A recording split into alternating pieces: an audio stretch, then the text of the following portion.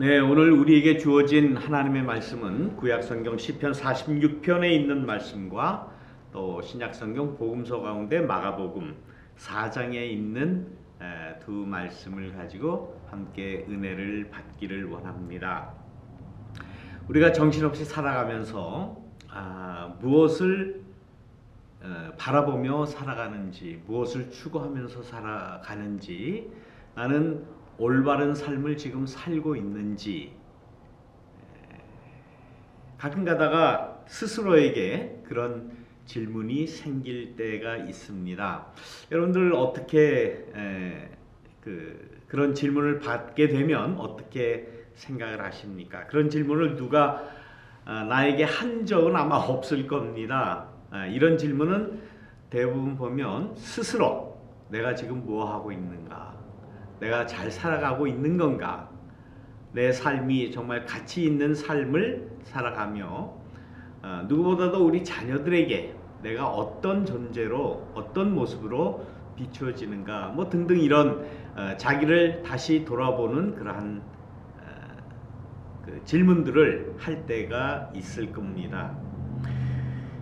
각자가 살아온 그 길을 뒤돌아보면 정말 파란만장한 삶을 살아왔을 겁니다. 다들 그렇게 이야기합니다. 내가 살아온 이 이민의 삶을 책으로 엮어낸다면 몇 권은 엮어낼 수 있겠다. 아마 그렇게 이야기를 할 겁니다. 저도 역시 마찬가지입니다. 미국에 와서 교회를 섬기면서 목회를 하면서 있었던 일들을 정말 그 회고록 같이 써낸다면은 아마 한 대여섯 권을 써내려갈 수 있지 않겠나 그렇게 생각합니다. 여러분들 어떠신지 모르겠습니다. 예, 중국 당나라 때에 그 선불교의 육조라고 그러죠. 그 해능 스님이라고 하는 분이 계십니다. 그분이 이제 제자들과 함께 그 수양을 하고 또 돌을 닦고 또 침묵 정진을 하고 이렇게 가부좌로 틀고 앉아서 똑바로 앉아서 눈을 감고 이렇게 염불을 하든가 또 돌을 닦든가 나름대로의 그러한 그 마음의 수양을 키우는 것 아니겠습니까? 그런데 어느 날 그날 따라서 태풍과 같은 바람이 흔들리는 겁니다. 돌을 닦다가 어느 한 제자가 밖에서 심한 바람이 불고 하니까 천둥도 치고 하니까 돌을 닦는 걸 그만두고 문을 열고 바깥에를 나가서 얼마나 바람이 부는가를 보고 들어왔습니다. 바람이 불면 당연히 바람도 불고 나뭇가지도 크게 흔들리지 않습니까? 그 광경을 보고 이 육조 해능 스님에게 질문을 했다는 겁니다. 스님, 지금 이게 바람이 부는 겁니까? 아니면 저 나무가 흔들리는 겁니까? 어떻게 보면 조금 뻔한 질문이기도 하고 좀 어리석은 질문이기도 하는데, 근데 이 선불교에서는 그렇지 않죠. 아주 가장 간단한 그러한 그 현상에 대해서도 뭔가 이렇게 의미를 부여하고 뭔가 뜻을 찾으려고 하는 그러한 모습들이 많지 않습니까? 그래서 아마 그 바람 부는 것, 또 나뭇가지가 흔들리는 것에 어떤 무슨 철학적인 의미가 있지 않을까라고 이 해능 스님에게 물었다는 겁니다. 해능 스님이 한참 듣고 있다가 눈을 뜨고 그 제자들에게 이제 하는 말씀이 지금 바람이 움직이는 것도 아니고 또 그렇다고 나뭇가지가 스스로 움직이는 것도 아니고 움직이는 것은 내 마음이구나. 이런 대답을 해 주셨다는 겁니다.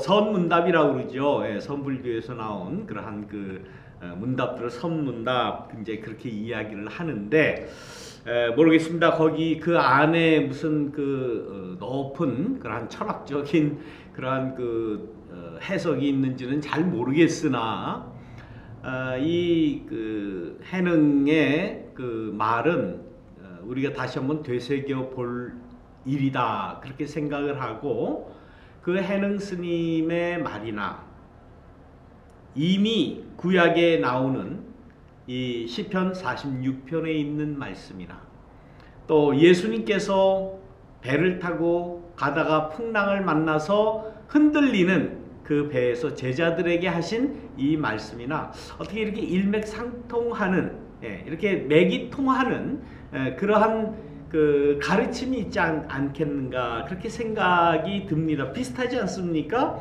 우리가 읽은 이 시편 46편에 있는 말씀도 땅이 흔들리고 뭐 지진이 나고 그래도 여호와의 집에서 또 여호와의 능력으로 우리는 굳건히 설 수 있다 하는 말씀, 또 풍랑이는 그러한 바다에서 예수님께서 고물을 베고 주무시는 그런 예수님의 모습을 보이신 것, 뭐 이렇게 좀 맥이 통하지 않습니까? 자, 오늘 그 말씀을 좀 드리려고 합니다.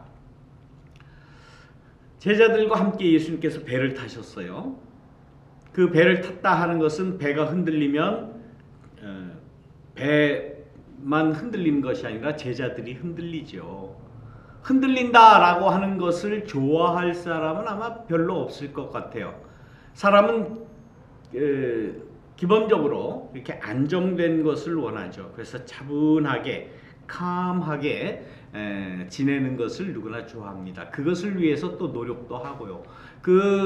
고요하게, 그저 안정을 위해서 우리는 우리의 그 온 힘을 다해서 그 안정을 추구하지 않나 그렇게 생각을 합니다.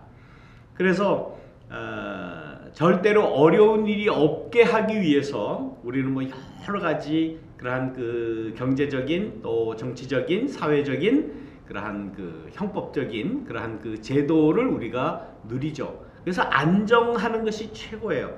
누구나 다 자기의 삶이 흔들리거나 뭐 그런 거 원치 않습니다. 그런데 이 풍랑이는 파도를 만났을 때에 배가 흔들리는 그러한 모습에 제자들은 덜컥 겁이 난 거죠. 이러다 이거 죽는 것 아닌가, 물에 빠지는 것 아닌가, 그렇지 않습니까? 다 걱정이 되죠. 그런데 이상하게 같이 타신 예수님을 보니까 그렇게 풍랑이 있는데 주무시고 계시다는 거예요. 그래서 이 제자들이 예수님을 깨웠다는 겁니다. 아니, 예수님 지금 이렇게 배가 흔들리고 풍랑이 일어서 우리가 이제 빠져서 잘못하면 죽게 됐는데 어떻게 이렇게 주무시고 계십니까? 어떻게 좀 해보십시오 라고 예수님에게 호소했다는 거예요. 우리가 이 말씀은 예수님이 제자들과 함께 배를 타고 풍랑 만난 이 이야기에서 우리가 언뜻 교훈 받을 수 있는 것은 뭡니까? 그렇게 흔들리더라도 예수님과 함께 하니까 걱정하지 말라라는 그러한 그 교훈 아니겠습니까? 당연한 그러한 교훈입니다. 당연한 거예요. 그런데 예수님께서는 일어나셔서 하시는 말씀이 왜 그렇게 겁이 많느냐, 왜 그렇게 걱정하느냐, 왜 그렇게 믿음이 없느냐, 이렇게 제자들을 꾸짖으셨다는 거예요. 자, 예수님께서 일어나셔서 하신 일을 성경 말씀 차례대로 보면 예수님은 먼저 일어나셔가지고 제자들이 막 아우성을 치니까 일어나셔서 바람을 꾸짖으셨어요. 근데 우리가 이해할 수 없는 게 바람에 무슨 인격이 있는가? 혹은 바람이 예수님이 이래라 저래라 하고 그 말을 듣는가? 라고 의심할 수 있죠. 그런 비과학적인 일이 말이 어디 있는가? 그럴 거예요. 바람도 꾸짖으시고 파도도 꾸짖으시니까 잠잠해졌다. 그리고 예수님께서 제자들에게 왜 이렇게 두려워하느냐, 왜 이렇게 믿음이 없느냐 라고 꾸짖으셨다라는 그러한 말씀입니다. 지금 모든 것이 다 흔들려요. 바람이 불고 파도가 치고 배가 흔들리고 배 안에 탄 제자들도 흔들리고 제자들의 마음도 흔들리고 그런데 우리가 잘 생각하지 않는 것은 예수님도 흔들릴 수밖에 없는 배를 타시고 계시다라는 사실이에요. 예수님은 뭐 하나님의 아들이시고 뭐 하나님 그 자체시니까 그까지 파도가 좀 친다고 그래도 예수님은 아무 걱정 없으실 것이다 라고 그냥 막연하게 그렇게 그 예수님은 하나님이시다 라는 그런 말로 치부해 버렸는지 모르지만은 그렇지 않잖아요. 예수님도 지금 흔들리고 계시다라는 거예요. 예수님도 흔들리고 계시다. 모든 것이 다 흔들리는 이 세상에 우리가 살 수밖에 없다라고 하는 인간들의 현실적인 인간의 실존을 지금 이야기하는 겁니다. 물론 그래서 우리 인간들은 하나님 앞에 간구하고 이러한 흔들림 가운데 이 괴로움 가운데 우리로 하여금 안정되게 하십시오. 안정되게 해주십시오라고 간구하는지 모릅니다. 그것을 우리는 신앙이라고 해요. 그것이 믿음이 좋은 것이다라고 이야기를 하는지 모르겠습니다. 그래서 무슨 일이 있든지 우리는 그냥 가만히 있어라. 가만히 있어라. 그런 이야기들을 늘 하지 않습니까? 배가 흔들릴 때에 움직이지 말고 가만히 있어라. 오늘 본문 말씀을 대하면 2014년에 있었던 그 세월호가 생각이 납니다. 배가 기울어져서 도저히 회생할 수 없는 그러한 지경이 이르렀을 때에도 배가 이제 완전히 기울어서 45도까지 이렇게 기울었는데도 불구하고 기내 그 선내 방송에서는 학생들에게 뭐라고 그랬어요? 가만히 있어라. 가만히 있어라. 그 자리에 가만히 있어라. 그 방송을 누가 했는지, 그 방송을 왜 했는지, 무슨 계획으로 했는지, 배에 대해서 정확히 알고 했는지 그거 아직 밝혀지지도 않지 않았습니까? 가만히 있어라 너희들은. 그냥 가만히 있어라.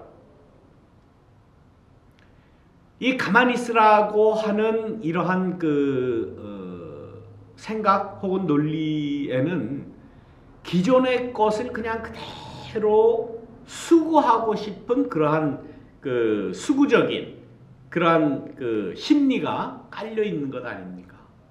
뭔가 변화되는 것을 싫어해요. 뭔가 바뀌어지는 것을 싫어해요. 가만히 있어가지고 해결되는 일이 무엇이 있겠습니까? 우리의 신앙이라고 하는 것은 움직임입니다. 변화예요. 그리고 우리 특히 개신교의 최대의 그러한 모토라고 하면은 그것은 개혁입니다. 리포엄드. 우리 교회도 리포엄드 처치예요. 개혁교회예요. 기존에 있던 그러한 교리적인 또 의식적인 그러한 사고와 그러한 생각과 그러한 교회의 행태와 또 사람의 살아가는 모든 정치 형태나 모든 면에 있어서 그대로 있지 말고 개혁해내자, 바꾸어내자, 변화시키자, 새롭게 하자라고 하는 것이 우리의 신앙의 모토입니다. 이것이 싫으면 캐톨릭으로 가면 돼요. 캐톨릭의 그러한 교리와 캐톨릭의 논리를 받아들이고 캐톨릭으로 가서 또 뭐 교회 생활을 하면 될지 모릅니다.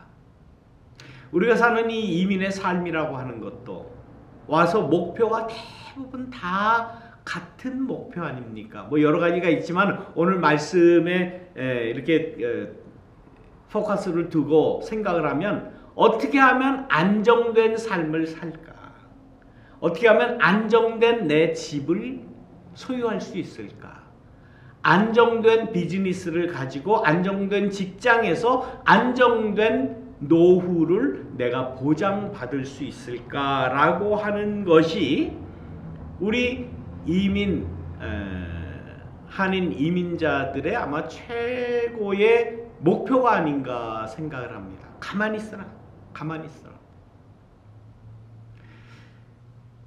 그러나 예수님께서는 지금 배가 흔들린다고 풍랑이 인다고 빠져 죽겠다고 아우성을 치는 이 제자들에게 하신 예수님의 말씀은 뭡니까?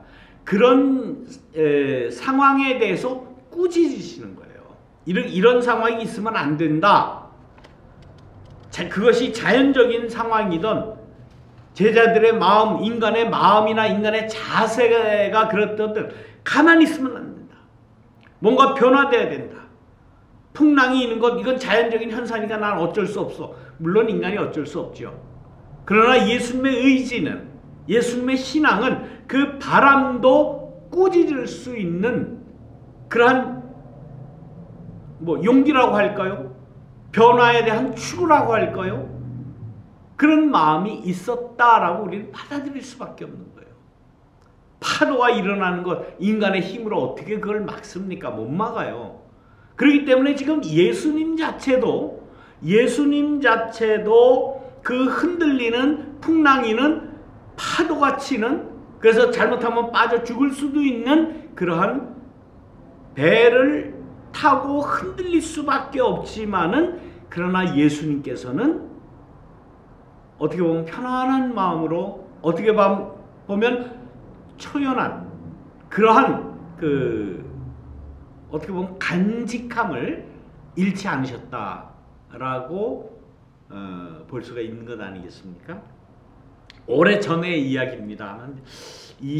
한 4, 5년 된 것 같아요. 예, 지금 우리 함께 예배드릴 우리 이경구 장로님과 제가 같은 교회에 섬길 때에 우리 이경구 장로님께서 저를 초대해서 저 멕시코 엔세나다 앞바다에 가서 거기 이제 그 바다 낚시를 데리고 가셨습니다. 저는 낚시 잘 해보지도 못했고 할 줄도 모르고 이런 데 갈 줄도 모르는데 우리 장로님께서 잘 아시니까 저를 데리고 가셔서 이제 바다 낚시를 한번 하게 해주셨어요. 얼마나 좋은지 모릅니다. 여기서부터 밤 12시쯤 아마 출발을 했던 것 같아요. 그래서 국경을 샌디에고 지나서 멕시코 국경을 넘어서 엔세나다까지 가니까 새벽 아마 4시 반이 조금 지났었던 것 같아요. 그런데 그 낚싯배는 6시가 돼야 이제 출항을 한다고 합니다. 그래서 한 1시간 조금 남짓한 1시간 한 20분 정도 우리가 탈 그 배 안에 들어가면 이제 밑에 이렇게 침대가 있어요. 그래서 이제 밤새껏 운전을 하고 갔으니까 거기에서 이제 잠을 잤습니다. 근데 그날따라 이렇게 정박해 놓은 그러한 배인데도 불구하고 굉장히 파고가 세더라고요. 그리고 거기에서 이제 6시가 지나서 낚시할 때쯤까지 이게 나가야 되지 않습니까? 거기 나가는 그 시간이 아마 한 40분 정도 이렇게 나가지 않았나 제가 생각합니다. 이 배를 타고 나가는데 얼마나 그 파고가 센지 정말 출렁출렁 막 몸이 가눌 수 없을 정도로 흔들렸어요.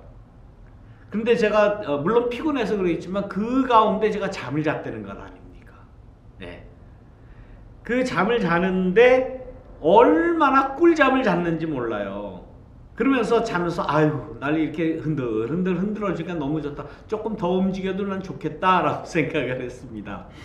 예, 그러면서 거기 다녀와서 제가 이 말씀을 보면서 내가 예수님을 닮았나 보다 하는 그런 생각을 한 적이 있습니다. 여담입니다만은 배가 흔들린다고 다 어떻게 되는 건 아니죠. 물론 현대의 배와 예수님 그 당시에 제자들과 함께 예수님이 탔던 그 배가 비교가 안 되겠지요.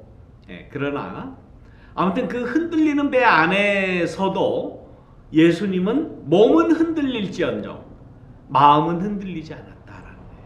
마음은 흔들리지 않고 분명한 나름대로의 예수님 나름대로의 어떤 지조라고 할까요? 자연도 꾸짖을 수 있는 그러한 기계, 뭐 자연의 그 현상을 이렇게 좀 거스린다라고 이야기하고 생각할지는 혹 모르겠습니다만은 그 정도로 우리 인간의 삶을 괴롭게 하는 그 어떤 것도 꾸짖을 수 있는 그러한 기계와 용기를 예수님은 가지고 계셨다. 그것을 예수님은 믿음이라고 지금 표현을 하는 것 아닙니까? 믿음을 가져라. 우리가 사는 이 세상 흔들릴 수밖에 없다. 흔들린다. 흔들리지 않고 피는 꽃이 어디 있으랴. 그런 그 유명한 그 시가 있죠. 흔들리지 않고 피는 꽃이 어디 있으랴. 맞습니다. 흔들리지 않고 사는 사람은 없어요. 다 흔들려요. 다 괴롭습니다. 많이 배우고 덜 배우고 많이 가지고 못 가지고 권력이 있고 없고 모든 조건 모든 상황 다 떠나서 인간의 실존은 흔들릴 수밖에 없는 거예요. 그 가운데 내가 어떤 마음을 가지고 사느냐, 어떤 마음을 가지고 사느냐. 그런 가운데 시편 46편 시편 기자는 그렇게 이야기하지 하는 것 아닙니까?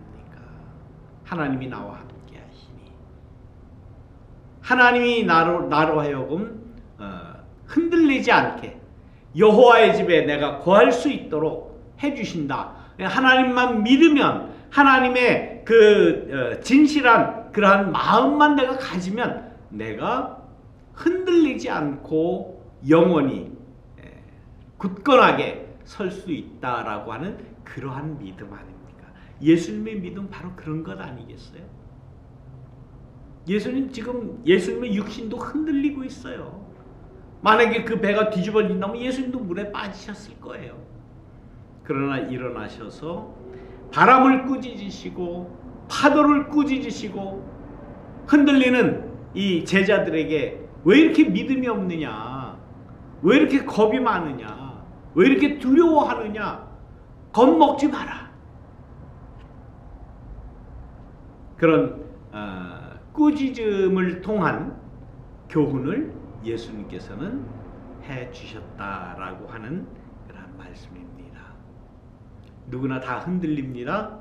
누구나 다 흔들리는 이 풍랑을 피하려고 애써 노력을 합니다.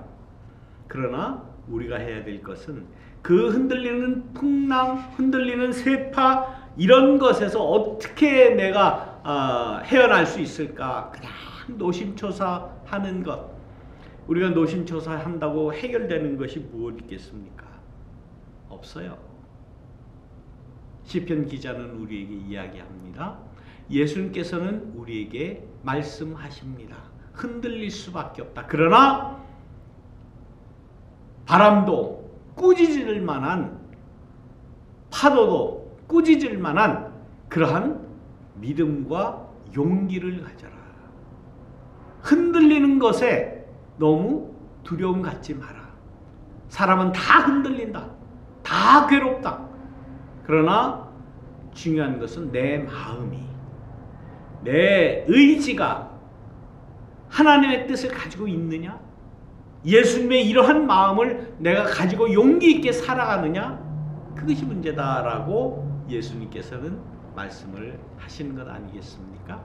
우리 사우스베이 장로교회 여러분들 모든 그 삶에 이러한 예수님의 용기, 자연도 꾸짖고 바람도 꾸짖고 파도도 꾸짖고, 그러나 내 안에 계신 살아계신 하나님을 모시고 어려운 풍랑 가운데서도 굳건하게 살아가겠다고 하는 이 신앙의 의지 하나만 가지면 우리가 어떤 어려움도 헤쳐나갈 수 있다라고 하는 그러한 예수님의 삶의 모습을 오늘 말씀을 통해서 우리에게 주시는 것 아니겠습니까?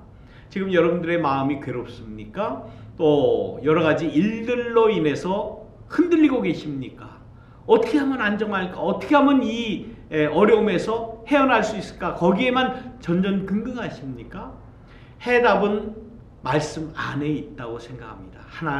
하나님과 함께하는, 하나님을 온전히 믿는, 예수 그리스도를 온전히 믿는 그 신앙 안에서 이러한 흔들림을 우리는 해결할 수 있다라고 하는 그러한 말씀입니다. 하나님 잘 믿고 예수님 잘 믿고 든든하게 살아가시는 저와 여러분이 되시기를 주님의 이름으로 축원합니다. 말씀을 기억하시면서 잠시 우리가 묵상 기도 드리겠습니다. 기도하시겠습니다.